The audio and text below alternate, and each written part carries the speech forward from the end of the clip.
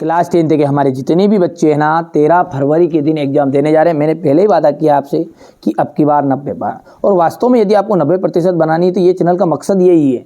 ठीक है, भटकिए मत, प्ले लिस्ट में जाइएगा, set A B C D E F separate video भी डाल दिया है ना, अलग अलग भी दे रहा हूँ, सेपरेट भी डाल दिया ताकि हमारे बच्चों को कोई कठिनाई ना होना चाहिए, बस सीधी सी बात है ना। तो चलिए शुरू करते हैं। बेहतरीन सही मॉडल पेपर है, आपको कंप्लीट करना है और गारंटी लेता हूं मैं, आके जरूर मिलान करिएगा एक बार मेरे पेपरों से आप, तो है ना। चलिए शुरू करते हैं।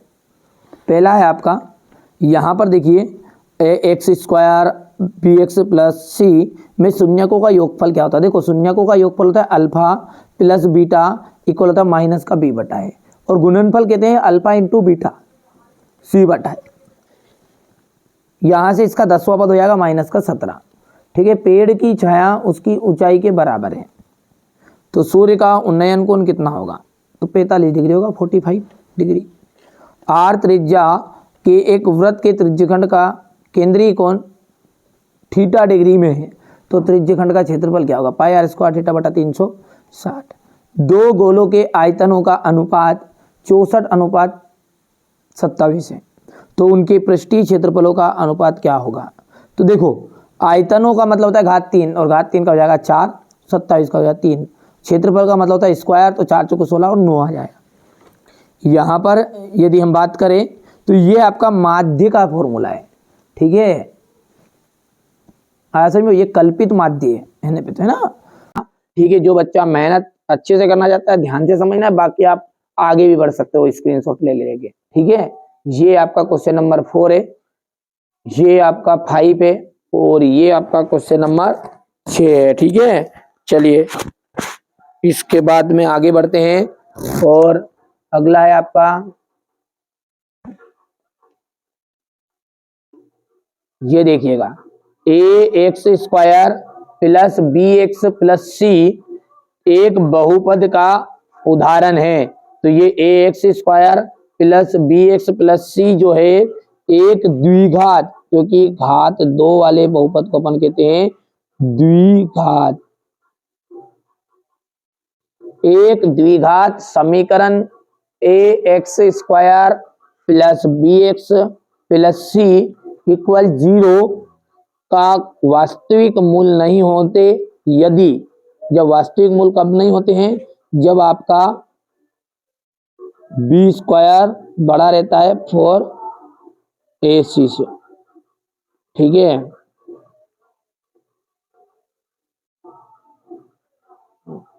यहां पर देखिए ये आप ऐसा करिएगा इसको, तो कि ये बड़ा कब नहीं रहता है, इसको ऐसा लिखेगा ना, बी स्क्वायर माइनस 4ac जो होता है वो आपका मूल वास्तविक कब नहीं होंगे, जब वो बड़ा रहेगा 0। ठीक है, ये काट देना, आपको ये करना है ना। वहां अनुक्रम जिसका प्रत्येक पद अपने पूर्ववर्ती पद से एक निश्चित अंतर रखता है। ठीक है, जब निश्चित अंतर रखता है तो वो क्रम या वह श्रेणी आपका एपी कहलाता है।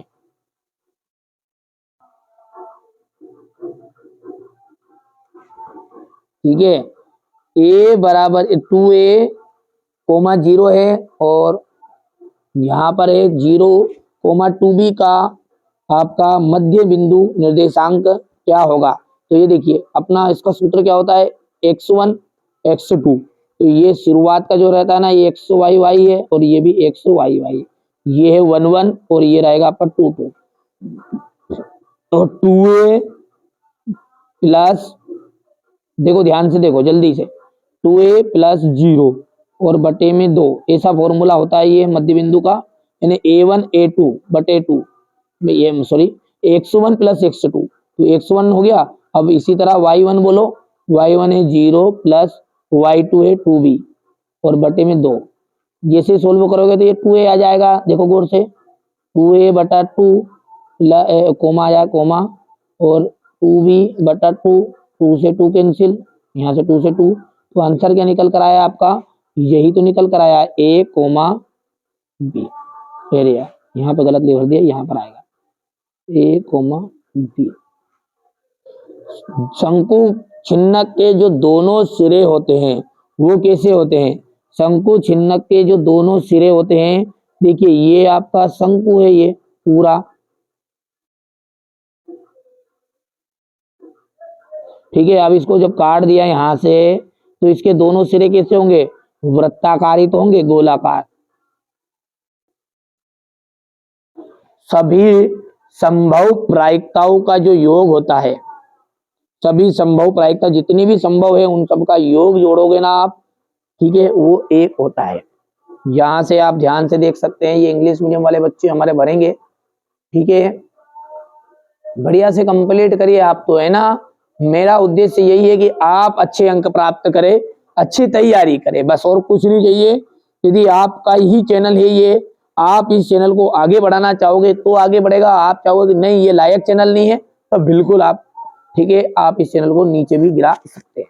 और यदि लगता है कि ये मेहनत कर रहे हैं और अपने लिए ही कर रहे हैं तो आपका कर्तव्य फिर इतना है कि इस चैनल को, ठीक है, आगे बढ़ाए। अब आगे बढ़ाने के लिए अपने दोस्तों के साथ इस वीडियो को बताना पड़ेगा, उन्हें वास्तव में जोड़ना पड़ेगा। देखिए एक होता है, ठीक है, एक होना है किसी के द्वारा दी हुई और एक होना है खुद की मेहनत से कमाना। तो देखिए यहाँ पर मेहनत अपन कर रहे हैं अच्छे से, तो आप भी अच्छी मेहनत करो और अच्छे से आगे बढ़ो, बस यही उद्देश्य हमारा है। परिमेय और अपरिमेय संख्याएं, परिमेय और अपरिमेय दोनों संख्याओं को जब रखा जाता है तो वो होती है वास्तविक संख्याएं।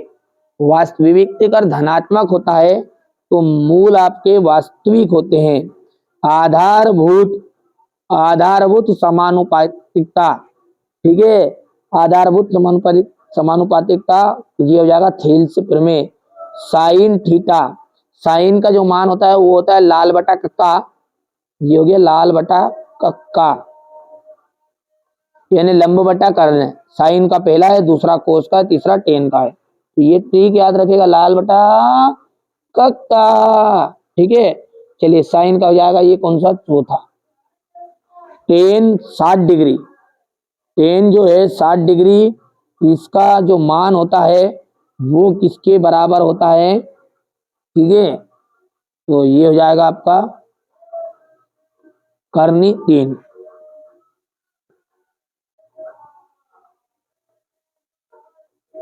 ठीक है। और 1 माइनस साइन स्क्वायर थीटा, इसका क्योंकि ये सर्व समीकरण है आपकी, sine square theta plus cos square theta equal होता है 1। अब मैं कहूं कि ये साइन को उधर ले जाऊंगा मैं, तो कोस स्क्वायर थीटा इक्वल हो जाएगा 1 माइनस साइन स्क्वायर थीटा, तो यही तो है। तो ये हो गया आपका छठा अंतिम। कर लोगे भैया? अच्छे से करो, मैंने बताया ना आपको पहले ही शुरुआत में ही, अच्छे से मेहनत करो आप। ये है आपका क्वेश्चन नंबर 3, ठीक है, हो गया। एक वाक्य में उत्तर है 4 एवं 5 का महत्तम समापवर्ती, इसका एचसीएफ कितना होगा? तो 4 को आप जब तोड़ोगे तो 2 गुणित 2 आ जाएगा, 5 को जब जोड़ोगे तो 5 गुणित 1 आएगा। अब भैया जो दोनों में हो वो आपका एचसीएफ होगा, और छोटा हो तो दोनों में कुछ भी नहीं दिख रहा तो 1 1 रहेगा, इसलिए इसका एचसीएफ 1 निकल कर आ जाएगा। समांतर श्रेणी जो है उसका व्यापक रूप है, ये ए कोमा ए प्लस माइनस 1d कोमा ए प्लस माइनस 2d कोमा ए प्लस माइनस 3d, ये श्रृंखला बार डे चलती रहेगी। कौन से त्रिभुज सदैव समरूप होते हैं? तो समबाहु त्रिभुज।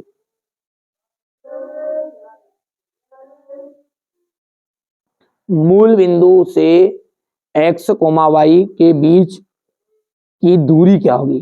तो मूल बिंदु से इसके दूरी होगी x square plus y square, क्योंकि यहाँ पर x1 का मान तो x रहेगा, लेकिन x2 का मान, क्योंकि एक तो ये हो गया x, y, ये आपका x1 y1 बन गया, और अगला रहेगा 0, 0, x2 और y2।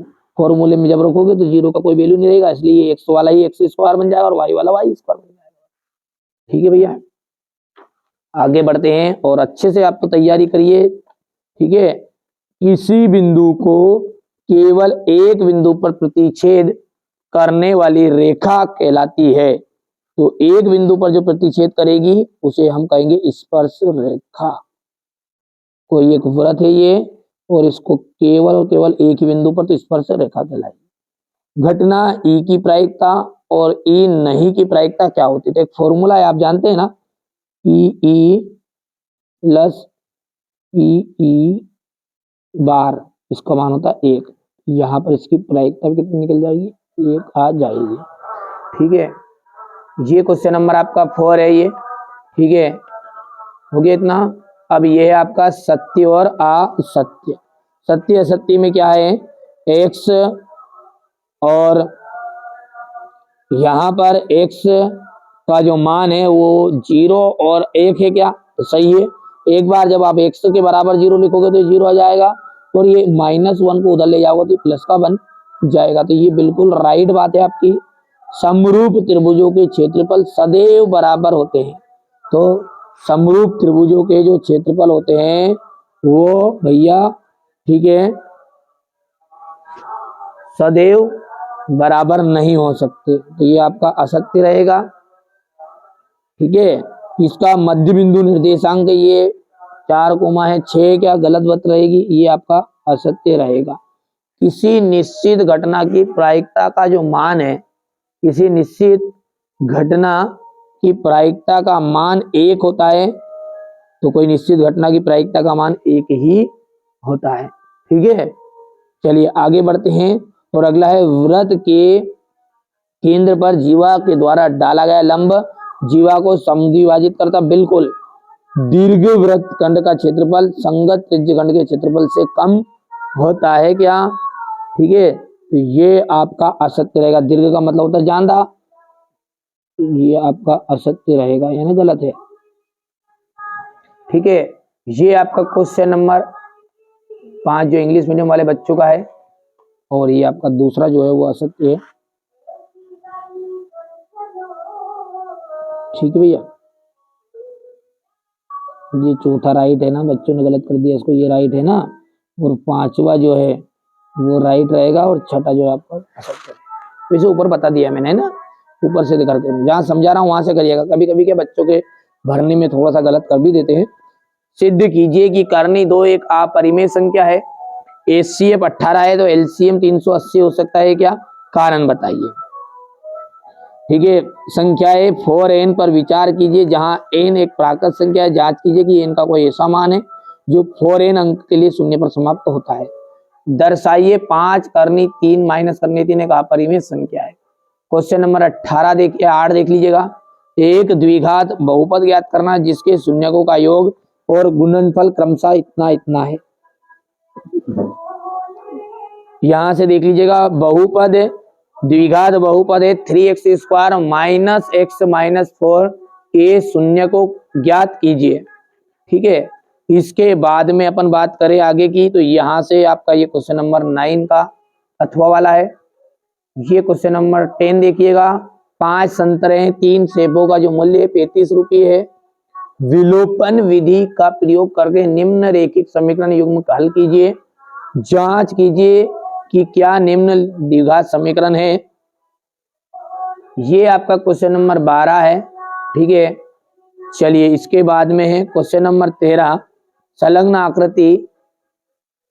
ठीक है, यहां से देख लीजिएगा। क्वेश्चन नंबर ये आपका 14 है ये। ठीक है,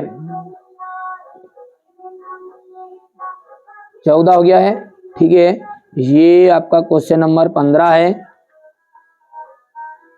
ये आपका क्वेश्चन नंबर 15 है। 52 पत्तों को अच्छी तरह प्रकार से फेंटी गई गड्डी में से एक पत्ता आपको निकालना है।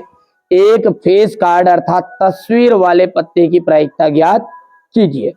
यदि P इक्वल है 0.06 तो P नहीं की प्रायिकता होगी।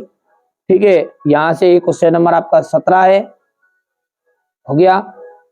और ये आपका यहां से प्रारंभिक घटना को परिभाषित करिए।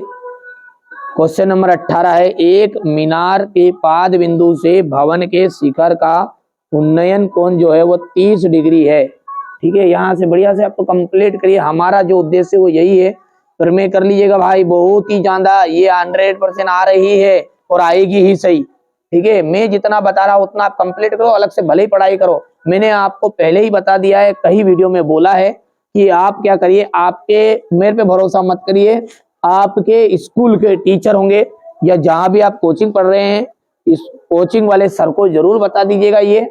यदि वो बता दें आपके सर कि ये इंपॉर्टेंट नहीं है और नहीं आएंगे, तो आप इसमें से मत पढ़िएगा, मैं खुद ही कह रहा हूं, मत पढ़िए फिर, क्योंकि मुझसे ज्यादा भरोसा आपको उन पर होना चाहिए, और उनकी बातों पर आपको भरोसा नहीं तो बिल्कुल आप जीवन में कभी भी सफलता प्राप्त नहीं करोगे।